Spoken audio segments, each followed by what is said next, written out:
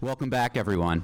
We're so happy you're back for the second part of this evening's event, where Richard Reeves and our Institute Director David Axelrod will be in conversation about the legacy of John F. Kennedy 50 years after the assassination.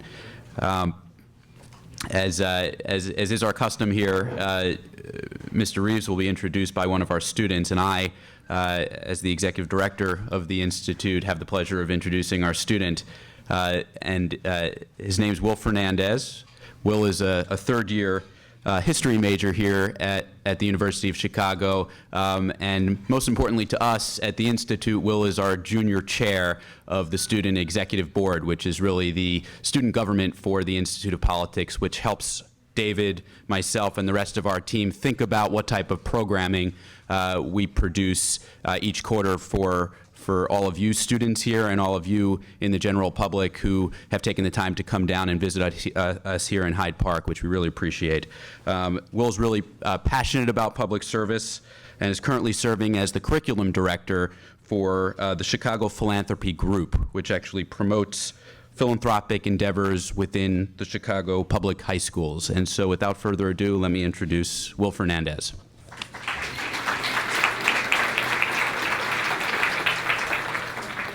Thank you, Darren, and thank you for all of you coming tonight. I can't tell you how excited I am.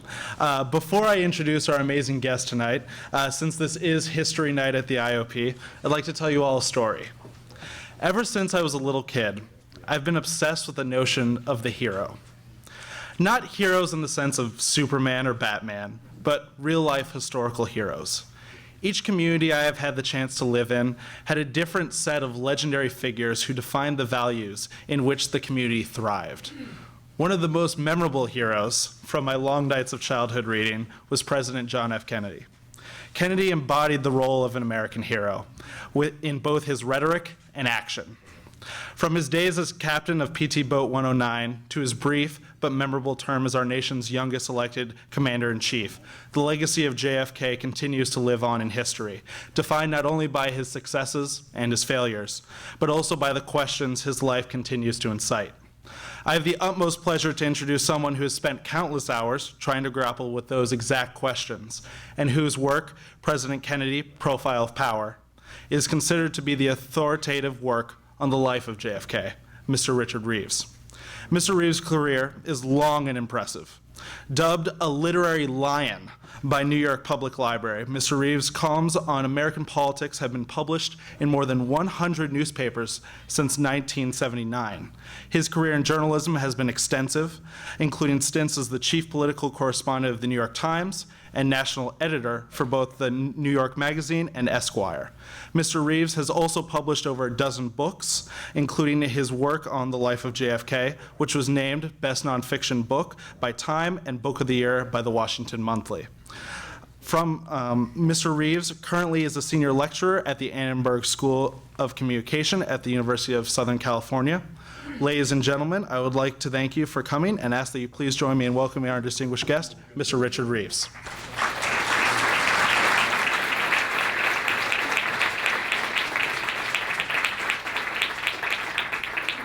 Thank you. So, I'm the director of this institute, and somehow I allowed it to be arranged that we would follow Doris on stage, but it's like being asked to follow Mozart, but we have a Beethoven, so luckily we're in good shape here. Although it's been said I'm politically deft.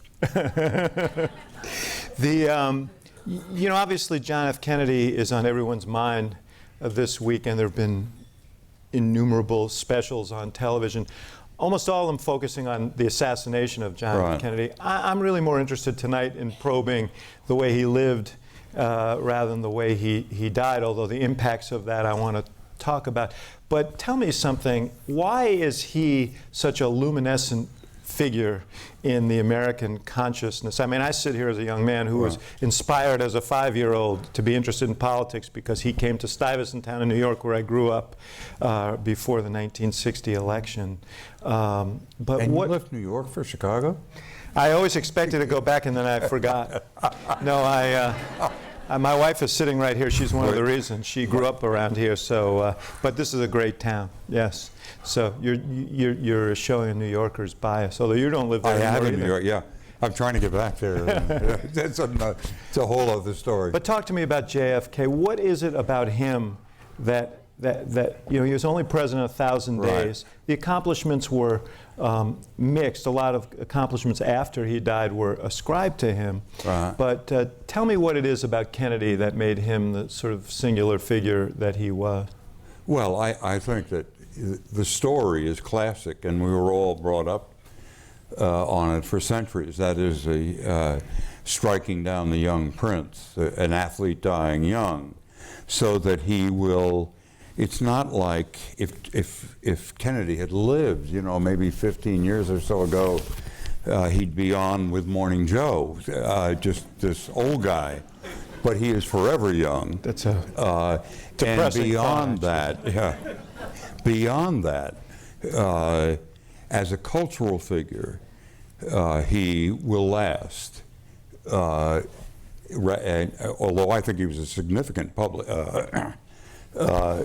political figure, but as a cultural figure, that goes on and on. I mean, so many of us modeled ourselves after them, and the torch is passed, and a new generation, which it certainly was. And I was just astounded. I did, because Kennedy, did Charlie Rose the other day with the usual suspects, including Doris, and we talked about Vietnam, and then his death and legacy and whatnot. I heard it, and there was a young woman photographer, and I could hear her saying behind me, she said to me, she said, wow, you guys with Vietnam and Kennedy, it's like 9/11 and Princess Diana. Unfortunately, there's more truth in that than we'd like to admit, although after I heard her say that, I looked at the Gallup poll taken last week, and the overall approval rating for Kennedy as a great president, was he an outstanding president? 75%. The biggest group, people 18 to 29, by 83% say he's the greatest modern president. Yeah, now, although even their parents may not have been alive then. Yeah, 75, is that what you said? 75% say he's a great president. Jeez, I know people would sell for half of that these days. Yes. So, Right. Well, for better or worse, the country was united, not for the best reason in the world, but we were united because of the Cold War. Right. So that there was not that enormous tension between the right and the left at that time. There was the tension was within the Democratic Party, which came out in civil rights because Southern Democrats controlled the Congress. Yeah. And I mean, we can go into that, but it took great courage on Kennedy's part to defy those people. Yeah, I do want to get to that, but let's deal with the cultural issue as well. Roosevelt's referred to as the first radio president. Kennedy was really the first television president. How essential was television to his rise and to his success in the brief time that he was president? I think less with the rise than with the presidency. There is no doubt, when Doris was talking about how we're going to judge history in the future, if there is no film and no videotape, people are going to fade in history, because that's where we're getting. It's turning toward that. And Kennedy's father, who after all was the president of a movie company, they had the reason we can see on television anytime in Technicolor the Kennedy family growing up when they were little kids through their lifetime. That, to me, that's where that 83% of young people must come from. It was, I remember I once I did do it, it wasn't very good, a book on the Oregon Trail, because there were no photographs. There was no photography. Rick Burns could do Lincoln, because there was photography. And we can do Kennedy because there is the television photography. But when he was elected, when he was asked what's the most important medium in the country, he said Time magazine, because television hadn't quite taken hold at that moment, and Time and the New York Times around the world with different political systems, most people who saw them overseas thought this is the government's voice. And that's how Kennedy judged it then. It then changed, and he had a lot to do with changing it. Yeah, you're one of the great political writers of your time. Thinking back to the 1960 election, you said it had less to do with his rise, but we did have this big debate Right. here in Chicago in 1960. Right. Nixon and Kennedy. I want to add to that you probably know this better than I, but my own feeling is that the underdog always wins the debate, because on television, everyone's the same size. And suddenly, it looks funny looking back, but suddenly Kennedy became the same size as Nixon, who had much greater credentials, much greater public, both affection and notoriety. And on television, they were equal. Yeah. And Kennedy was at least as good, particularly in that debate, as Nixon was. Yeah, well, this is why the first debate is always difficult for an incumbent president, as I so painfully painfully learned. But it also was true that Kennedy knew how to use the medium. He was canned. McLuhan, right. I mean, he was a cool guy, and it's a cool medium. Mm-hmm. It was a perfect medium for him. And when and I won't belabor this point if I'm not guilty of that already, but when he became president, the televised press conference became a kind of staple of the Kennedy administration. He was very witty, he was very urbane, he bantered with the media. Right. The media was a lot more friendly than it is today. Well, to a certain extent, it was part of the generation. They were all the same age. The people who were predominant in the media at that time, they were all veterans of the war. And also, I think people have forgotten this. I had a conversation with Ted Sorensen, many conversations about Kennedy, and Sorensen was, I think, probably the most dazzling staff member in the history of the White House. And he and I went, George H.W. Bush was president, and Ted and I went through what his duties were as a staffer, and then played it against the first Bush White House. 122 people covered the subjects that were his alone. And when Kennedy became president, the press covered Washington much differently than it does now. That is, there were experts or smart guys out in agriculture and labor and defense and whatnot, and it quickly became clear to them that the action was going to be in the White House. And suddenly the White House press corps exploded from a couple of hundred people to thousands because Kennedy, as he described himself, wanted to be the hub at the vital center, and so that all the good news, I mean, he defined in a way the modern presidency, all the good news came from the White House. If there was bad, and all the reporters went there too. Kennedy was the big story. Sometimes he was the only story. And I think that had a lot to do with why his life has impinged on us. I mean, I feel that if, as a cultural figure, if there's one thing you can remember about John Kennedy, is that he wouldn't wait his turn. He always thought he would die young, and he couldn't wait. Lyndon Johnson, Hubert Humphrey, Dick Russell even ran that year, so that he lived life as a race against boredom. And he, like Teddy Roosevelt, by the way, but he his ambition not waiting his turn, and now no one does. I think he changed the way Americans think and act. He was the first self-selected president. Let me ask you a question about the relationship with the news media. Doris talked about the environment in which we live today. We know now that Kennedy had very significant health issues. Yes. He had a very active social life. Right. And used banned substances. yes, right. And you can get away with that when you're mayor of Toronto, but he was president of the United States. So the question is, could Kennedy have survived this media environment? Some of his I don't best think he could have gotten the nomination because the health thing would have come out.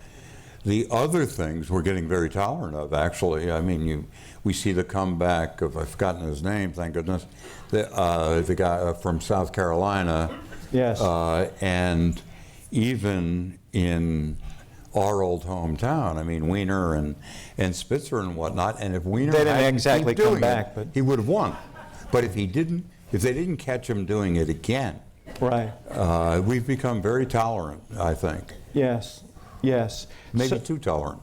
So, it's not, this doesn't just apply to Kennedy, of course. You think about Lincoln, who Doris, I think, rightly extolled as perhaps the greatest of presidents, dealt with depression and issues that may well have disqualified him in this kind of a media environment. So let's talk about Kennedy as a president. Right. If you were voting on the greatest presidents, and I know you're older than 29, Right. but if you were voting on the greatest presidents, would you include him among them? No, I would put him near the top of the second tier. However, I mean, this great debate going on in our world is the fact that historians keep that wonderful story in the New York Times about what textbooks now say about Kennedy, going from tragic hero to ineffective president. Adam Clymer, our friend, did this, and it was a hell of a job in terms of what's in textbooks. That's the way historians. I don't consider myself a historian. I consider myself a writer. That's what historians have to say, and yet, and they really don't like the fact that the public continues to view Kennedy often in polls as the best president we've ever had. He wasn't that, but he was significant, important, and pretty good president. I'll say this parenthetically, and I feel free to say it because I say it behind your back. You diminish your own achievement because your book on Kennedy in 1993 was maybe the best book that's been written on him. So I recommend it to everyone. Is this being taped? Yes, it is, because you reminded us that anything that's not taped is easily forgotten. So I insisted that we tape this. But let's talk about the achievements of Kennedy as president, and and the failures of Kennedy as president. Let's separate the image and. By the way, I don't think you can separate the image or the words. I mean, image and words. How do you lead 300 million people? Challenging. The words are, as Reagan and Roosevelt understood too, are as important as deeds. Although it's interesting what Doris said, and I think it's very true. When Kennedy had a press conference, or when he made a major speech, it was covered on the television networks. There was no cable TV. There was not 500 channels to divert people. So if you were watching television, chances are you were watching Kennedy. That was even true of Reagan. It's no longer true. So your feeling is, just to stay with this point for a second, that he made good use of what Doris would call the bully pulpit. Yes. Let me go. I'll give you my take. And as Doris said, I've spent too many years at it, but on the Kennedy presidency and how I view the events, beginning with the fact that he was the first American president since the War of 1812, to come to office when the United States homeland was vulnerable. ICBMs had made it possible for Soviet missiles to reach here.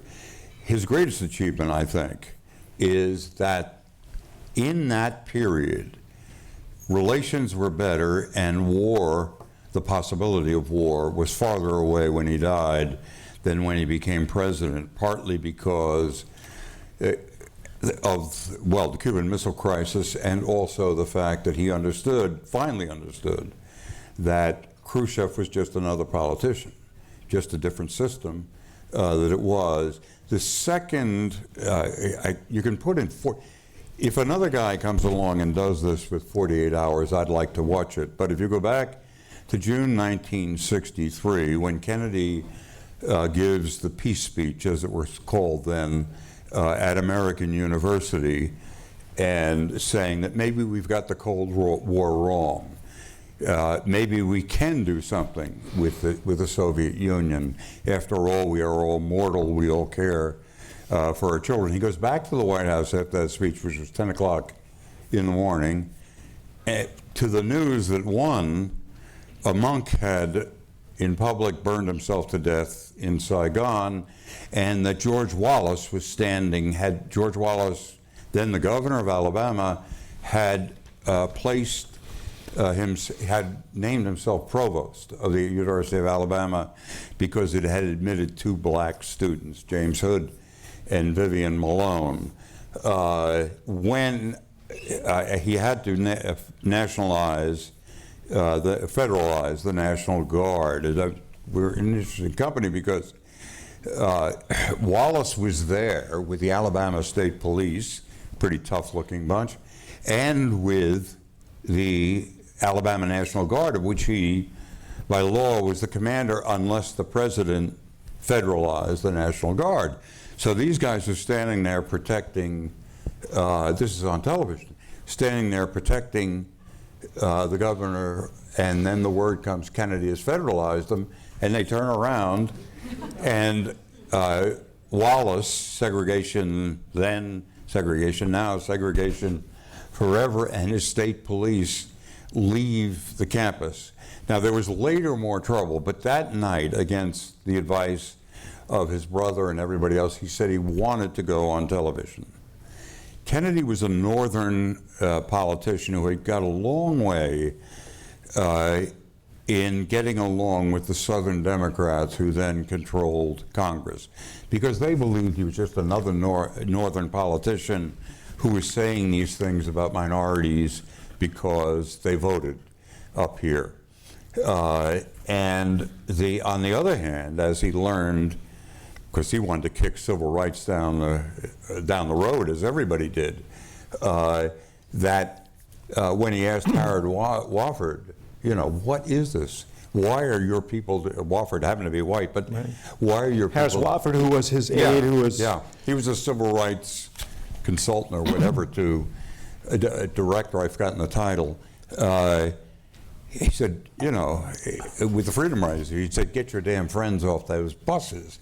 And Harris said, it's too late for that, Mr. President. And Kennedy said, why? He said, who's getting them to do this? And Wofford said, you are. It's the speeches you're giving aimed at Eastern Europe about freedom and individualism and taking responsibility. So that he decided to go on television that night in June of '63, and he didn't have a text. He had notes. They had never prepared a speech, but he wanted to talk.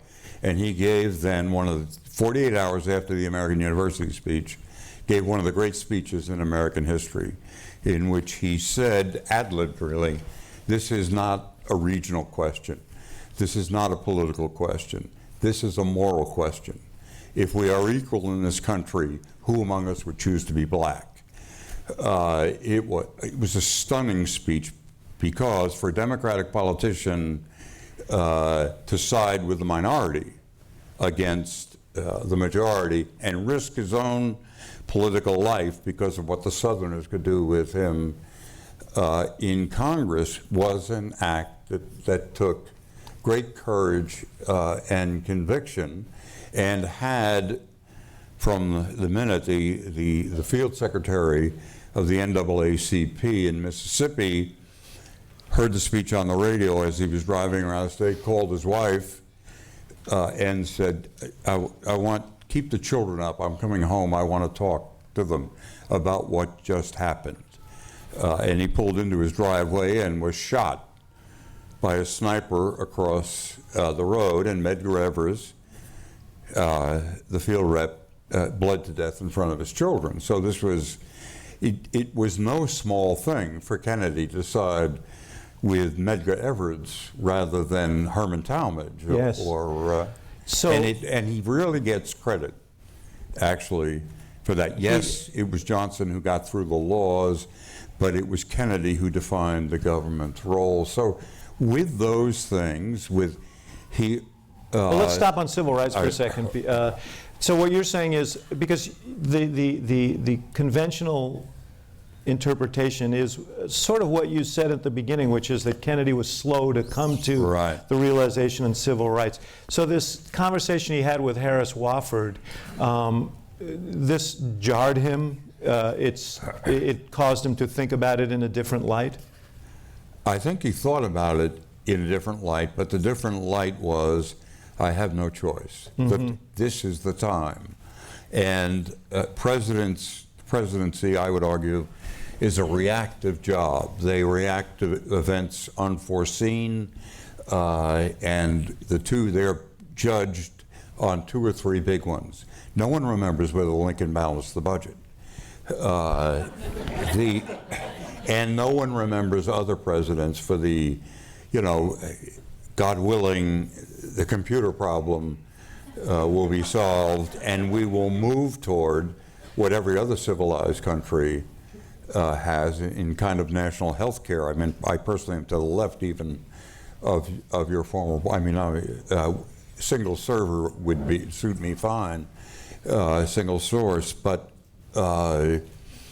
it's a tough, the president we don't know, it's an act of faith. Right. We don't know what this person is going to have to deal with, and judgment is more important than intellect. So Kennedy made the speech, and Herman Talmadge and the Southern Democrats were disgruntled.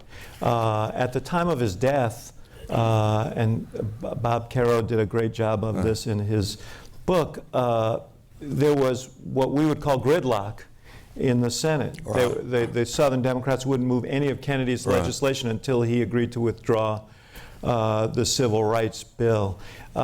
If he had not been, Johnson gets a lot of credit for his legislative mastery, for being the Southerner who could persuade, and so on. But had Kennedy not been assassinated, would the Civil Rights Bill have passed anyway? Well, eventually it would have. Would it have in the 5 years that, let's say, he had left? I think he probably would. I think that, I thought Doris underrated one thing about the next progressive era. The next progressive era is very close, and it depends on the demography of the country. Yes. We're just, every day an old white man dies, the country is getting closer. It's not something I'm advocating. The country gets closer to what it's going to become, and it's going to be progressive. No, I think that, yes, we had the country's becoming more diverse election after election. 26% minority vote in 2008, 28% in 2012. It'll be 30 to 32%. Right. By the middle of the century, non-white Hispanics, white non-Hispanics will be a minority. Right. And there's a different attitude among younger voters as well, but we digress. Or pray. So turning to back to Kennedy and his accomplishments. Oh, I wanted to say one thing about the Johnson-Kennedy balance.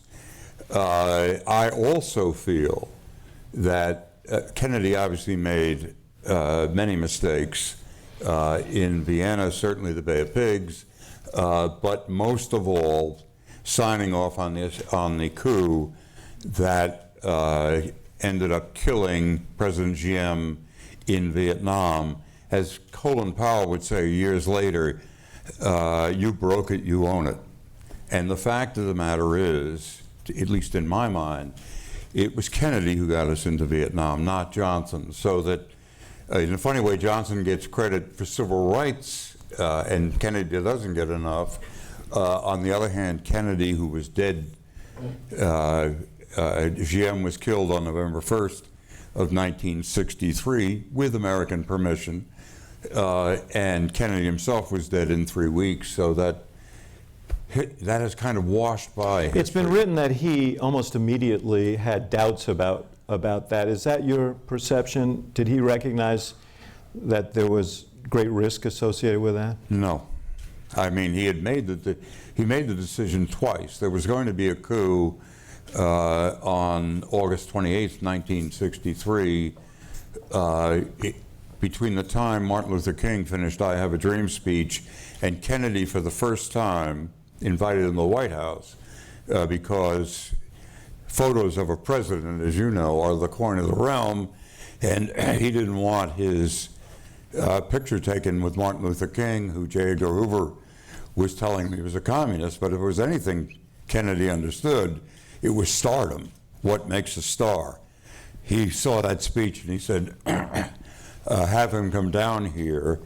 But in 20 minutes it took, there was a National Security Council meeting at which he, for the first time, signed off on overthrowing Diem, so that he had a lot of time to think about it. And also, the great Kennedy champions, most of whom are going or gone now, all, I mean, the thing they most don't want talked about is the kind of culture of assassination that the Kennedys fostered. They attempted to kill Castro, CIA gave the weapons to kill Trujillo. It had begun before Kennedy. Lumumba was killed, but the idea, our own innocence, and I think his, that the most vulnerable leader in the world was the President of the United States, who wasn't protected the way he is now.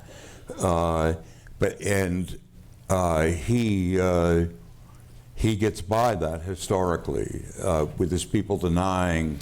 Well, there's another passion of Kennedy's supporters and historic supporters, and that is that he would have recognized the futility of the war in Vietnam and would have turned away from the war in Vietnam.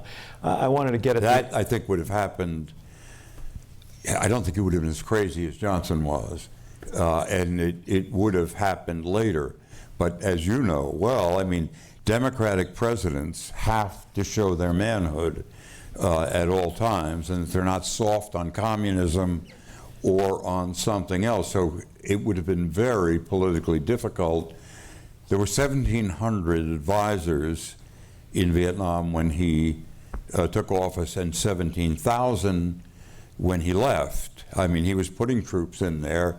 He was the great champion of the book, The Ugly American, and gave it to every member of Congress, which was basically a book about what wonderful people we are, and we'll teach these little guys, like the Philippines, we will teach them how to be big people and whatnot. So it would not have been easy to withdraw. I think it probably wouldn't have happened before the 1964 election. No, in no way. Mm-hmm. No way would he make the big move, and everybody was writing memos to the file, a practice that should be banned, saying that they were against the war all along. Mm-hmm. But they weren't saying that then or doing that then. Yeah, you raised this notion of Democratic presidents have to show their manhood and so on. Gordon Krovitz, you may have seen this piece in the Wall Street Journal. Who's I think he was one of my classmates here, but he wrote the other day that Kennedy was, that really it's conservatives who should claim Kennedy, that Kennedy was the intellectual forerunner of the Reagan Revolution. I guess that didn't get to Reagan, but But when he talked about, because he was a virulent anti-communist, strong military, and was an advocate for tax cuts, Right. significant tax cuts to stimulate the economy. How much stock do you put in that? Like that. I don't think that, people, you use the past as a political tool. And Reagan was very, very good at that with tax cuts and Kennedy. And he was a Cold Warrior. We were all Cold Warriors. I was still in school, but at that time, and he was, I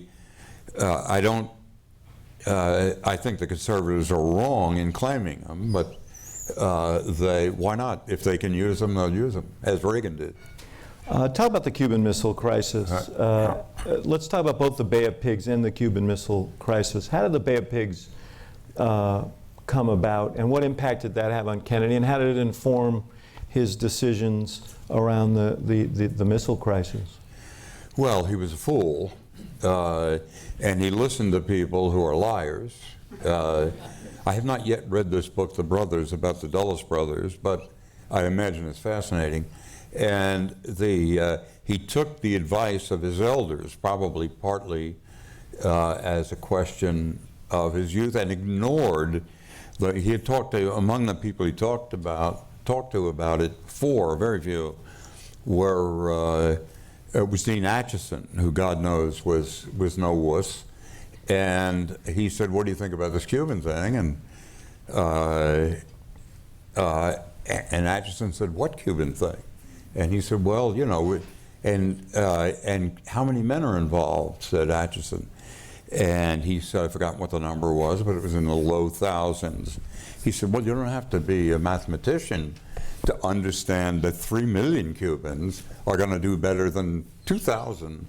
So that he had some sense of it, but he did not feel that he could go against Walter and Isaacson and Evan Thomas, the wise men. All the wise men, all the military were saying, and he learned. He was a very pragmatic fellow. He learned from it that you can't trust these people, and they had lied to him, particularly that Eisenhower had okayed this. Well, Eisenhower was a demigod, and you didn't muck about. He learned you can't trust these people. But he didn't call Eisenhower to ask. Afterwards he did, yes. Mm-hmm. Right, he did not call Eisenhower to ask, which might have been a good thing to do. Not that Eisenhower was infallible, but the great picture of Eisenhower and Kennedy with their backs walking at Camp David right after the Bay of Pigs. After the Bay of Pigs, the president, Kennedy, called together a whole set of unity meetings. Nixon came to the Oval Office, and the big one, of course, was Eisenhower. And Eisenhower ripped them up one side, the other, saying, you've got to bring these people in to argue in front of you. You can't trust the military. You can't trust the intelligence community. You've got to have them in front of you with people who are opposed to them. Then they got to the gate where the reporters were, and Eisenhower said, I'm behind them 100%. We've got this smart young president. But he did learn from that. But I think most importantly what he learned... as you're talking, it seems to me that times have changed, because oftentimes the president gets a nice friendly message in the Oval Office these days, and then they go out to the gate and rip them. Right. So better the other way. Right. Yeah. The missile crisis... Kennedy did terribly, as we know, in the Vienna summit with Khrushchev, and so that he felt he had to prove himself, and he also said at the time he's going to prove himself in Vietnam, which is what he told James Reston after the Vienna summit. But by the time of the Cuban Missile Crisis, he and Khrushchev had developed a relationship of sorts and were in communication. Particularly, there was a go-between, this goes too deep in the story, named Georgy Bolshakov, who was a Russian spy here in the United States as a newsman, but the communication would go from Bobby Kennedy to Bolshakov to Khrushchev. And that, as I said before, Kennedy realized that Khrushchev was just another politician with pressures on him from all over, his military, and in some way they made that work. And as we look back on it, it was so much more terrifying.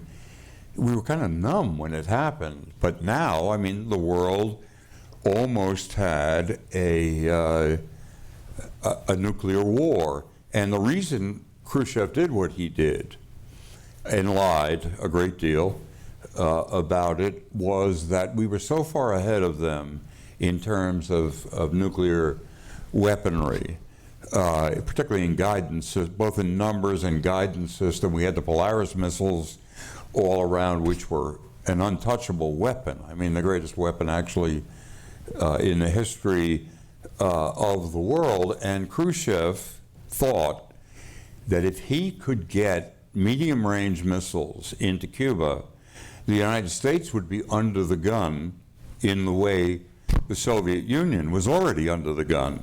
Between our long-range missiles, the picket fence of missiles we had around the country, Polaris missiles, and he thought, I can put the U.S. under the gun. Kennedy, in private, also said after it was all over, I would have done the same thing Khrushchev did. But in the end, the fact is, they got together on the plane of, we're the only two men in the world who can destroy it.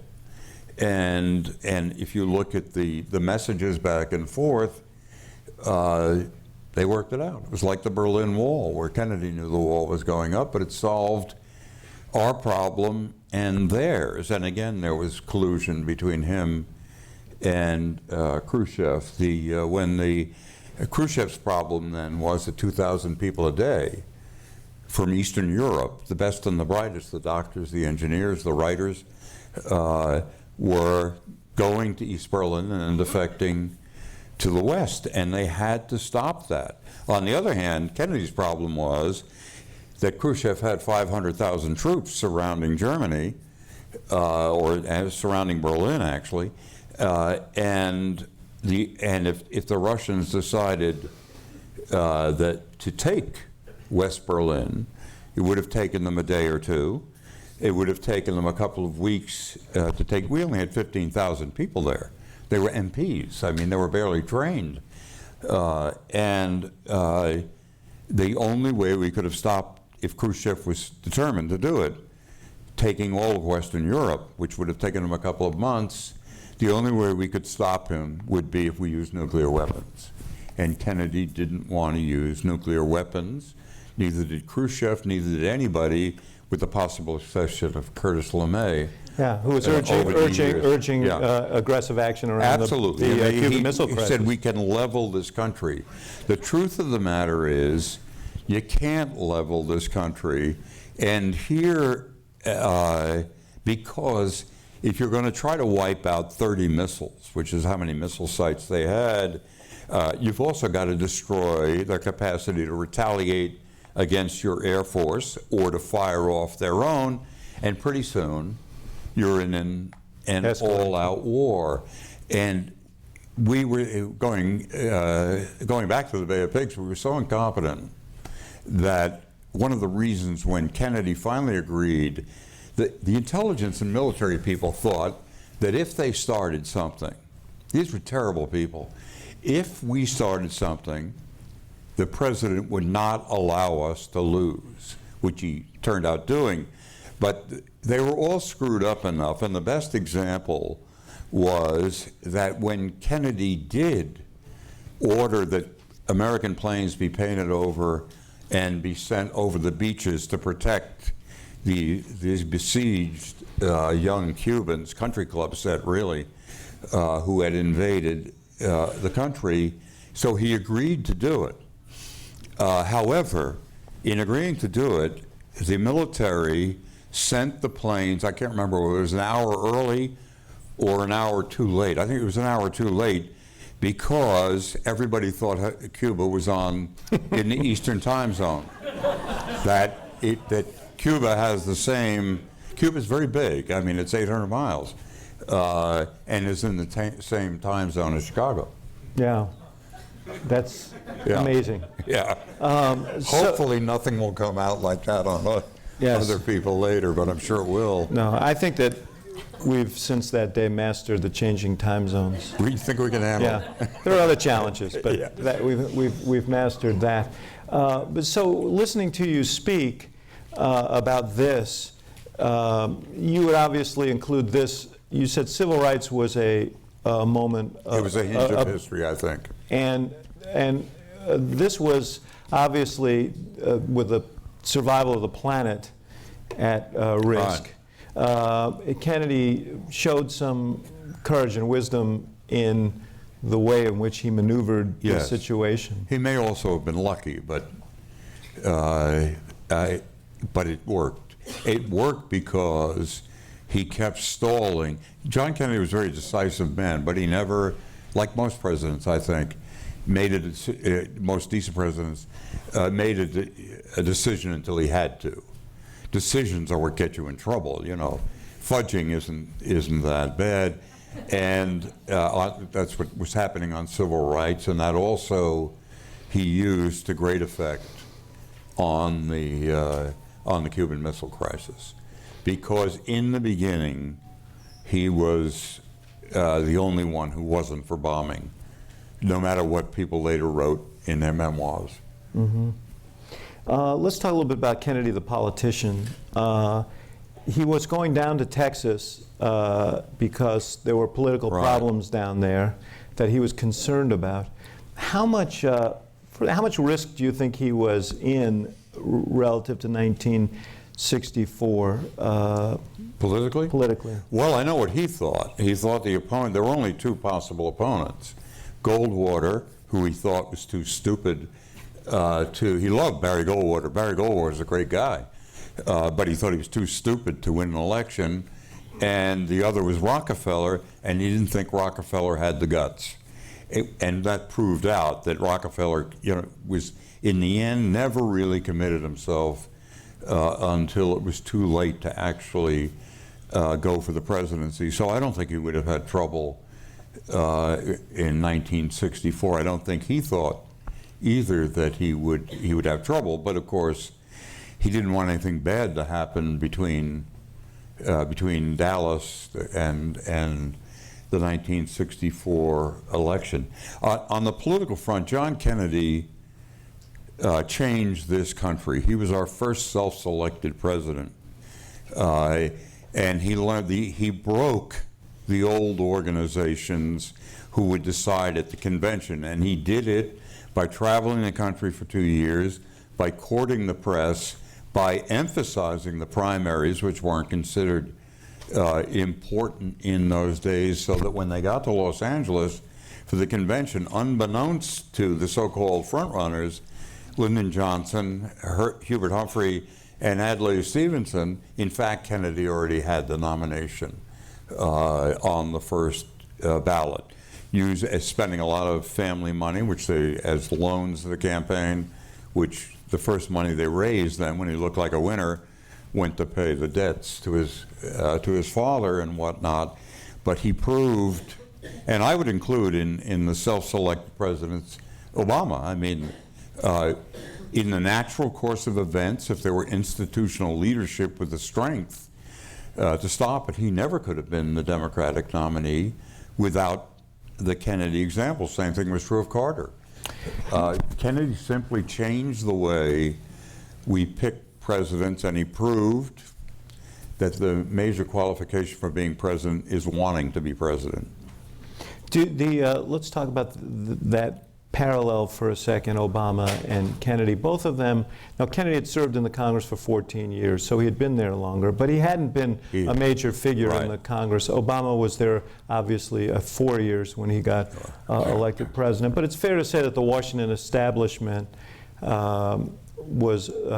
disdainful of both of them. Right. How much was that a problem for Kennedy in dealing with the Congress once he became president? Oh, it was a great.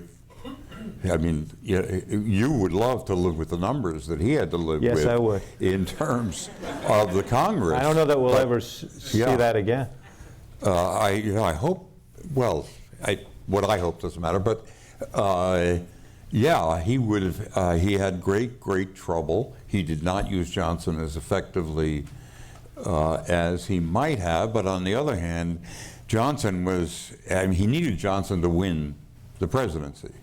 I mean, most of the stories about how it was an accident are just baloney. I mean, he knew what he needed, and what he needed was Lyndon Johnson. In order to carry Texas. In order to carry Texas and win the presidency. But he did not personally have the power to swing his own Congress. We hear a lot today, some of the complaint about this president is he doesn't schmooze the members of Congress enough, he's not friendly enough with them. What was Kennedy's approach to Congress then?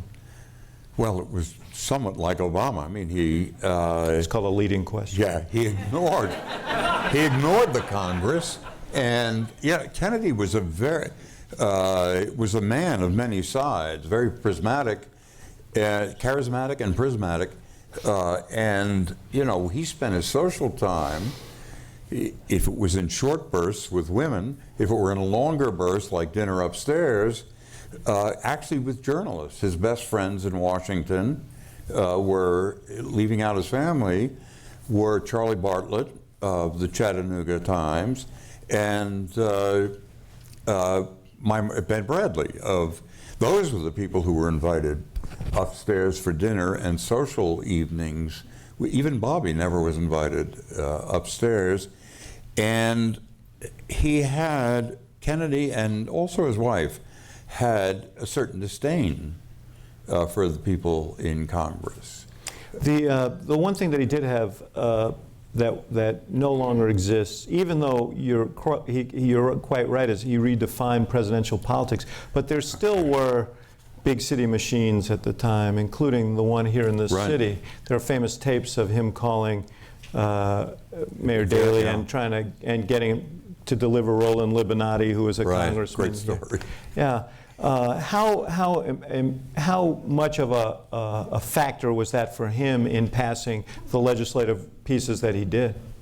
I don't think that those people had a great deal, that state leaders, even the great machines, particularly here, had that kind of power to move things through Congress. I mean, delivering Libinati is one thing.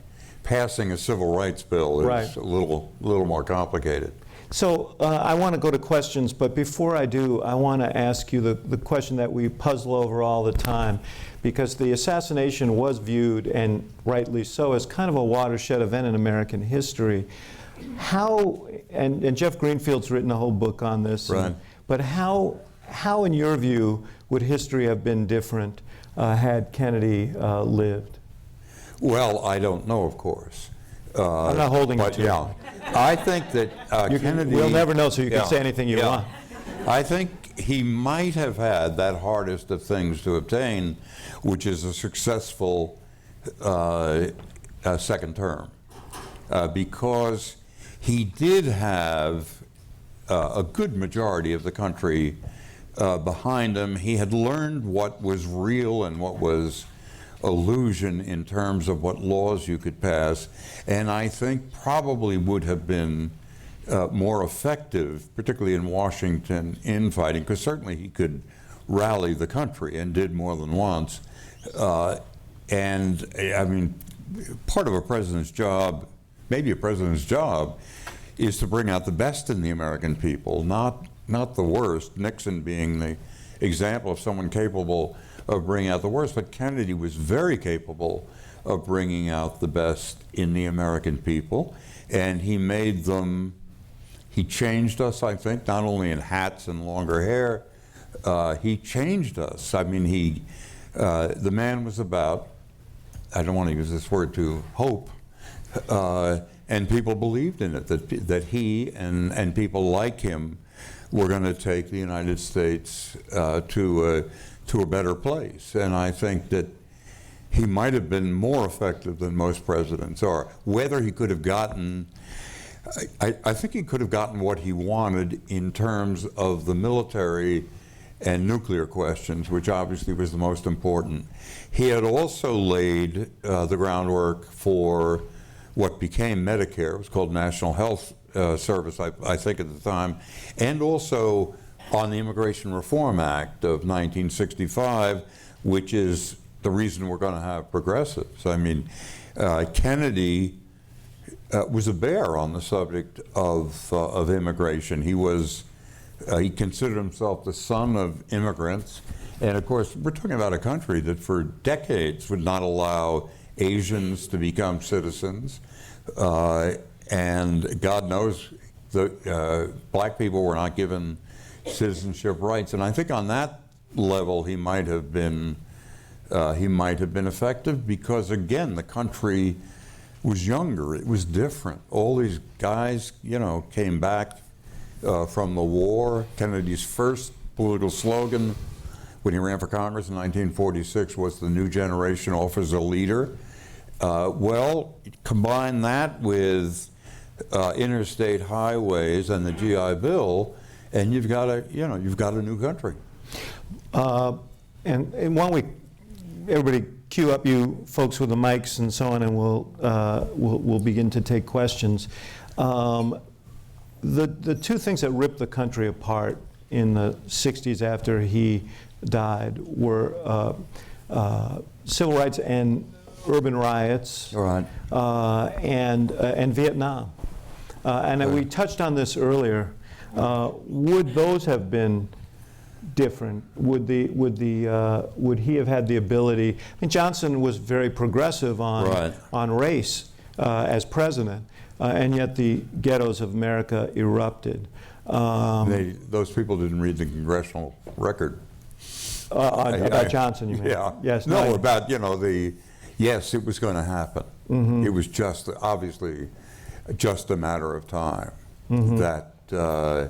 that was going to happen, and that also had to do with the fact of American blacks who served in the military sometimes had real responsibility, and then when they came home were handed a broom and told to sweep the floors. I mean, I think most of what happened to us was going to happen anyway, and the presidents would be involved more in the timing than anything else. Mm-hmm. I mean, those guys, also all those Southerners in Congress, were either going to die or become Republicans, mm-hmm. and they did. Right, right. So let's take some questions. Who's? Yeah, go ahead. Yes. I have a question. Yeah, it was, I think, brilliant conversation on many levels. Thank you very much. But I still have one question. So when I was 9 years old in Moscow, Soviet Union, I heard that American imperialism killed Kennedy. And it was as you have like America attack Russia, Kennedy was analogous to Russia in child view. This is how the news were delivered to Soviet people. Then I came to United States later, and I understand that Kennedy first rigged election. Secondly, he's womanizer who killed Marilyn Monroe. Right. And third, he was very strong anti-communist. Now, isn't Kennedy some kind of fascinating figure like Princess Diana, who also was killed, that you can read into him anything what you want? And this irrational exuberance that we have about Kennedy, linked to this, his kind of magical or mystical kind of qualities that we don't know why he gets them actually. However, he got them. So if you could just get to the question. My question is it like Kennedy, like Princess Diana? What? Was he?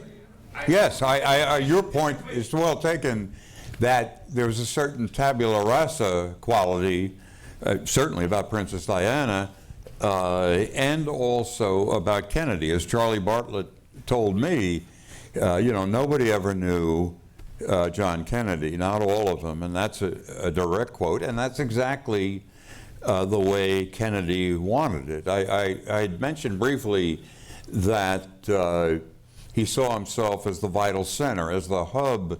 He didn't organize the White House and the government in a kind of traditional pyramid. It was himself at the center, the hub of a wheel, and then the spokes leading. And none of the spokes, all his relationships were bilateral. No one knew what he was saying to someone else. So that, yes, people could believe almost anything they wanted about him. And that's a great political advantage. On this subject of him being the center of the spokes, so much has been written about his appointments and the best and the brightest, right, and the sort of all-star nature of his cabinet. How much did he rely on his cabinet, and how much was it he and his aides in the White House, Sorensen, doing the job of 128 or whatever you said it was, making the decisions for the administration?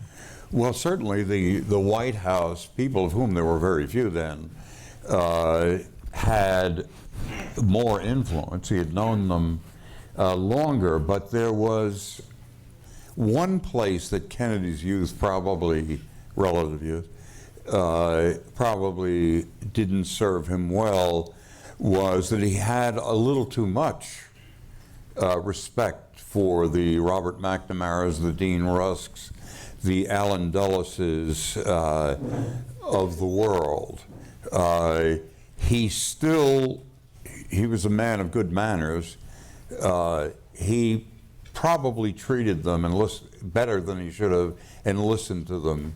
But when it came to the final crunch, which would be the missile crisis, he ignored them until they came around to what he thought might work. And how significant was Robert Kennedy? Robert Kennedy was very significant, but because he didn't have a political wife like Taft. He needed somebody to bounce things off, but he always treated Bob. He didn't want to make him Attorney General after all, but it was his father who wanted to be Attorney General, and I think that his influence is somewhat exaggerated because from the outside they looked so close, and they were close, that they could communicate by grunts and things like that. John Kennedy was a great man for not finishing sentences, but I continue to feel that Robert Kennedy's influence on his brother is somewhat overrated historically. Mm-hmm. He was a very young man. I mean, we're talking about a president who had, I don't know how old Bobby was, and Jackie was 31. So that Bobby was 34, what? when he, 34, Bobby, 35 yeah, when he became and Attorney was a General. bit of a wild man who had changed Right. his view on things, and but was a good student of his brother, and therefore could communicate with him at certain points, but not at all points. I mean, the worst of it was the Kennedy and drugs, and Dr. Feelgood, Dr. Jacobson in New York, and Kennedy, Bobby, from his brother's medicine cabinet, took out the stuff which was amphetamines, an amphetamine concoction, and gave it to the FBI and said, "What is this stuff?" They told him after they analyzed it, and he went and he said to his brother, the president, who was in pain his entire life, you got to stop this. This stuff is dead. If anybody ever finds out, and Jack Kennedy's answer was, "Look, I don't care if it's horse piss. It makes me feel better, and I need that." So that Bobby was hardly all powerful in that, and the fact that he resented greatly, so did his wife, the fact that they were not included in the president's social circle, which was very small. Mm-hmm. More questions? Yes. So this is a question reflecting on the other side of Kennedy's legacy. We've talked a lot about his wartime legacy, but a dramatic global footprint he left is actually the Peace Corps. A lot of work done abroad, a lot of shoulder-to-shoulder work that's inspired a lot of people abroad, including myself. But moreover, this kind of partnership with normally marginalized populations, where even at his funeral, you'd have the Emperor of Ethiopia, trailing the procession. Just wanted, perhaps you, with all the great knowledge you have, maybe shedding some light Well, on. I think that when I said to bring out the best in the American people, and he showed the world the best of the American people in many ways: youth, hope, energy, an essentially progressive character. The Peace Corps is a very interesting example, and it lives till today. Nehru and Kennedy did not get along, and because Nehru thought, he was kind of a callow Johnny, we hardly knew you come lately, and so that trying to make conversation with him the first time they met, Kennedy said, well, what do you think of our Peace Corps? And Nehru said, I think it's a great idea. Your young people can learn a great deal in the villages of India. And in truth, except for the wonderful imagery of it all, that was true. I once wanted to do a film tracing the later lives of Peace Corps people. They were the ones who were changed. And they still are important in the society, particularly interesting in foreign policy, and they have generally gone on to worthwhile careers. They don't work for J.P. Morgan. And are there any Booth people here? Right. So I think the Peace Corps changed America more than it changed the world. America for the better, although it obviously was an inspiring thing in the world because we're so arrogant, and the American exception, and we think we're better than everybody else. We think that they all want to be like us. They don't want to be like us. They want to have what we have. So that he softened that a good deal, although later presidents took care that we would be hated in many corners of the world. But it's an interesting point that these young people became acclimated to the rest of the world, in a way that is not necessarily so today. Yes, it isn't today, but it was. But some of the best people in the country, including many who got into high office and whatnot, really cut their teeth on the Peace Corps. As I said, I wanted to do a film on it. I had great stuff. Paul Theroux, the writer, great writer, was in the Peace Corps. I've forgotten the African country, where someone asked him to deliver a note to someone, and he did it in the capital or whatever. Are you going to Nairobi or whatever? And it turned out it was a plot. The letter was about a plot to kill the president, so that we had to extricate. They had to get Thoreau out of there before it was too late. Taylor Hackford, the film director, married to Helen Mirren, was in Bolivia, and he ran, in addition to his other stuff there, ran a little newspaper, and in one issue of it, it was in English. It was for the for Peace Corps people and whatnot, in which he made fun of the American ambassador, and he lasted 48 hours and thrown out. So even their rejects turned out to be pretty impressive people. Other questions? Well, let me, how about right there? Oh, I'm sorry, you had the microphone in your hand, but I'm still going to go right there because Got to let other people ask questions too, you know. Oh, I think when JFK said, Actually, I was talking to this young lady over there. Yeah. No, that's okay. Thank you. That was a war cry. I think that's what the question was going to be, and it's true. It was. If you ever read the inaugural address, it's all about war and American aggression. There are only 3 words in there on domestic concerns, and again, they were because of Harris Wofford, where Kennedy is saying about the problems of freedom in the world, etc. Not a single word in that speech at that point was about domestic affairs, and Harris Wofford got him to insert 3 words, comma, and at home, period. And that was it. I mean, it was a foreign policy presidency, certainly at the beginning. Yes. That's a nice entree to the question I was going to ask you. I'm curious about, when you're describing Kennedy's really ill-conceived, militaristic little ventures, Bay of Pigs and so forth, what happened to Eisenhower's farewell address? I mean, you have this extraordinary statement by this military man who says, beware the military-industrial complex. He coins a term. It becomes and it seems that the impact, at least nobody listened, including Kennedy. Right. I think that's exactly right. Why? That was written by Malcolm Moose, who became the president of the University of Minnesota, although Eisenhower obviously believed it. But again, talking about Democratic politicians, Dwight Eisenhower, the hero of the war, the commander, had great freedom. Anything he wanted to say about those subjects would have some resonance. John Kennedy could not have gotten up and made that speech. Couldn't have.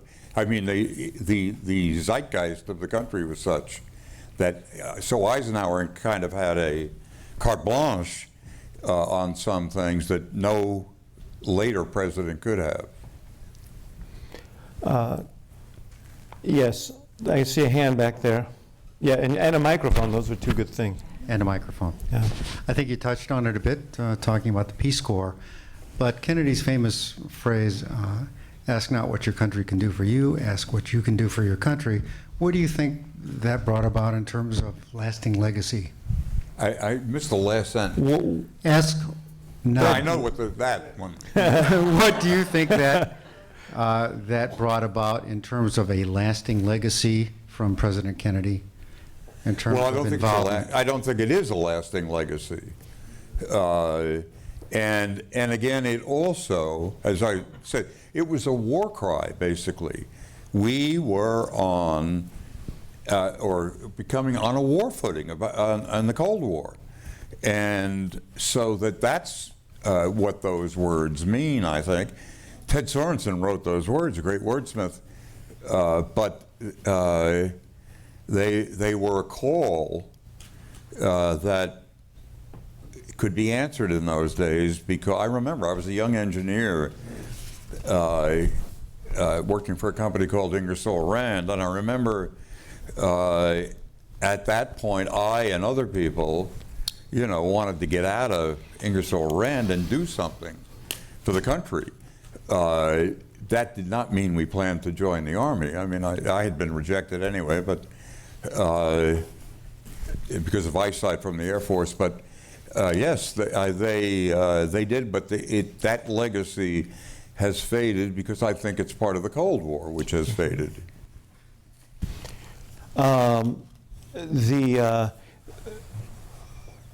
That phrase, though, I was serious before when I said I was 5 years old when I first heard John F. Kennedy, and I've said before, probably some of you heard me say that I was very impressed by the whole thing. I couldn't remember from when I was 5 what he said, but I went back through the wonders of Google and discovered what he said. And the entire speech, and you probably remember this, was about sacrifice. It was about I'm not running on the platform that if you elect me, everything will be good. This is a time of peril, and but also hope and opportunity, and we'll choose the path. And the whole speech was laden with what your obligations were.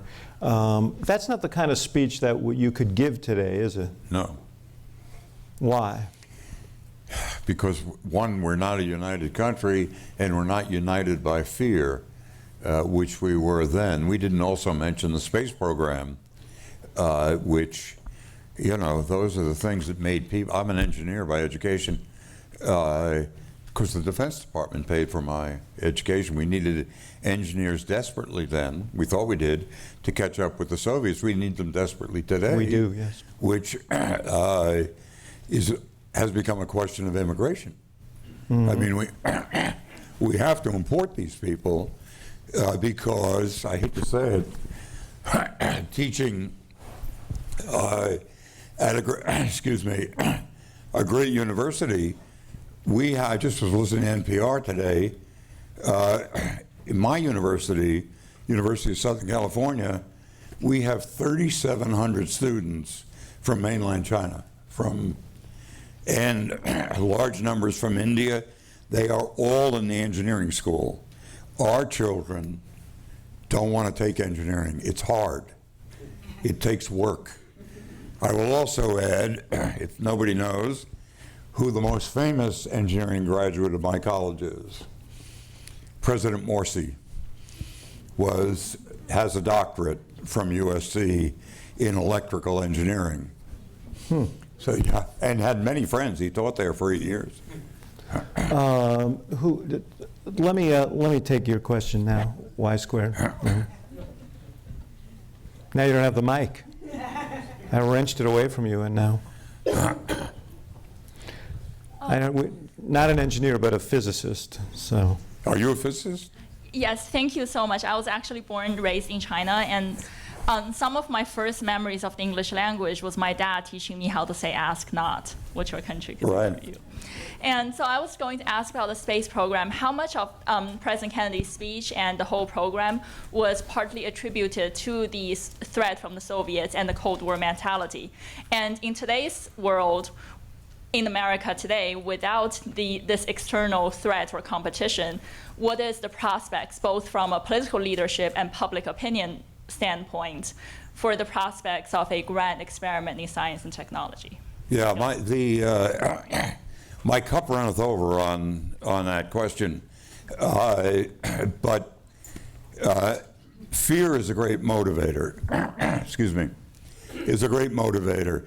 We had no interstate highway system until President Eisenhower, who decided to do it and who modeled it on the German Autobahns, which he had seen. The way he got that, the way we got our interstate highway system built, was that Eisenhower, the great general, said we need these highways in case the Russians invade, because we'll have to move tanks around the country, and they can't do it. There were no interstate highways in the United States till after World War II, and it was sold as a defensive measure, as I was educated as a defensive measure. And there is, you know, I think Lyndon Johnson, in his heart, the war on poverty and whatnot, that he really believed he could mobilize the American people around that, but it doesn't work that way, unfortunately. We have to be threatened. I suppose in any democracy, I mean, and we're now at a point where we're threatened by our own actions, not by other people's.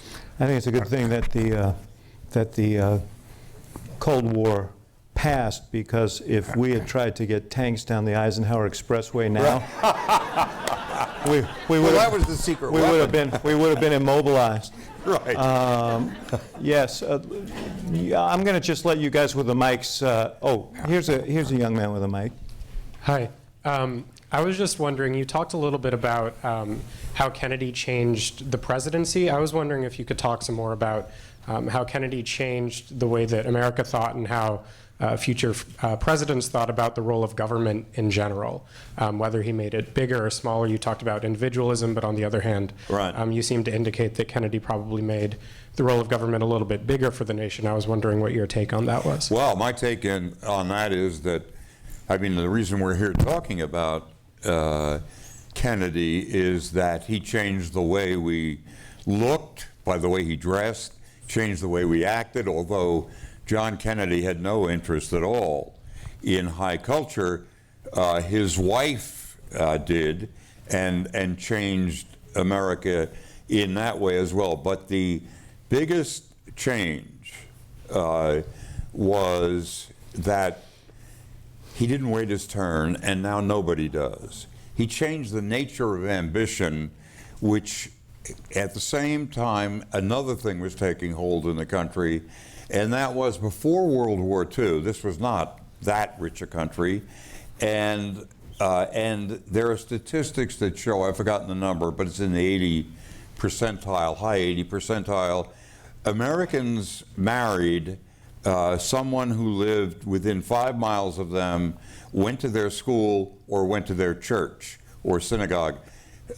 And then comes the interstate highways, the GI Bill, later the jet planes, all of which changed us into a much more mobile society, and people began to relate to each other, not by, this is my feeling, not by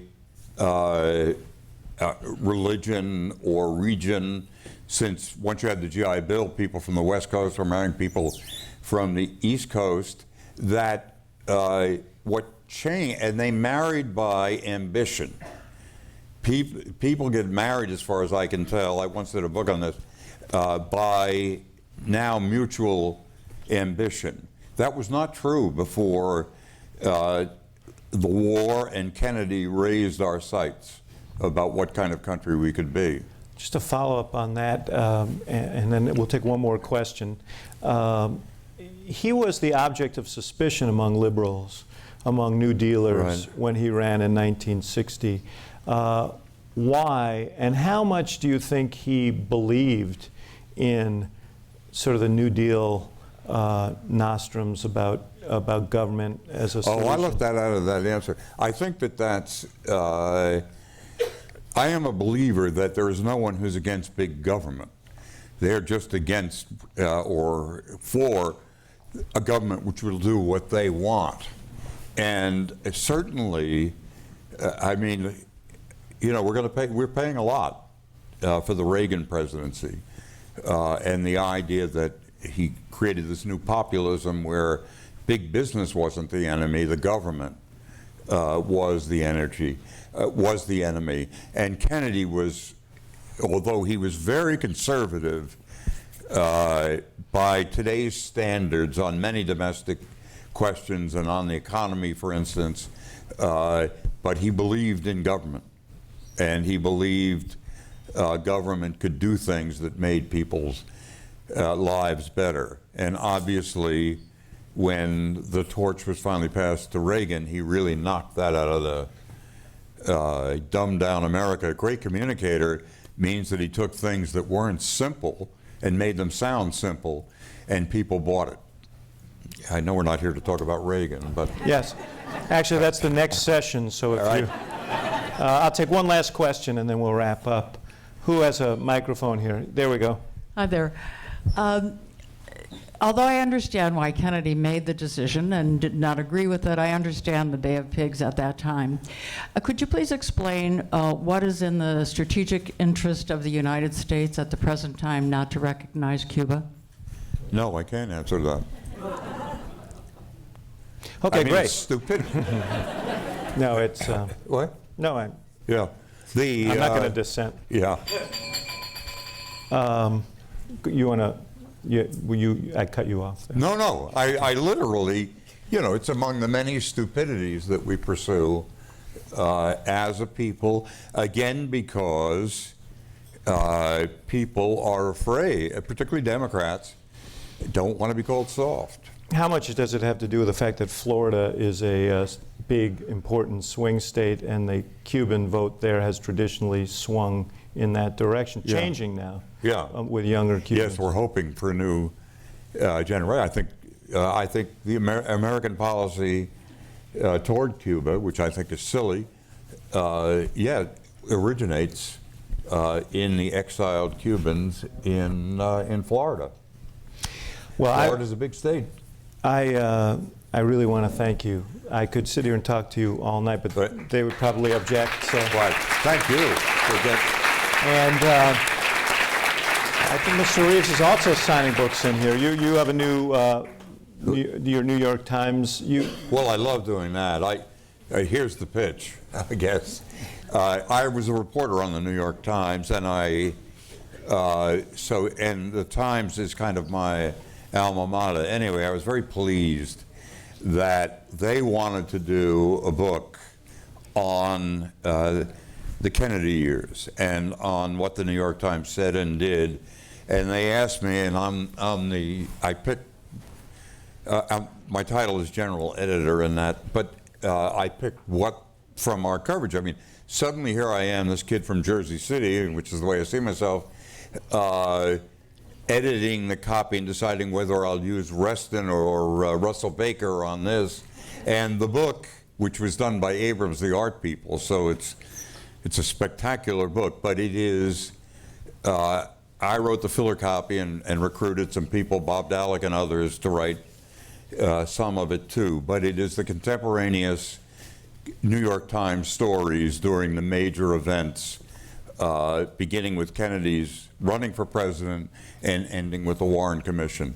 And it's fascinating. And not only that, what's always fascinating is how history repeats itself.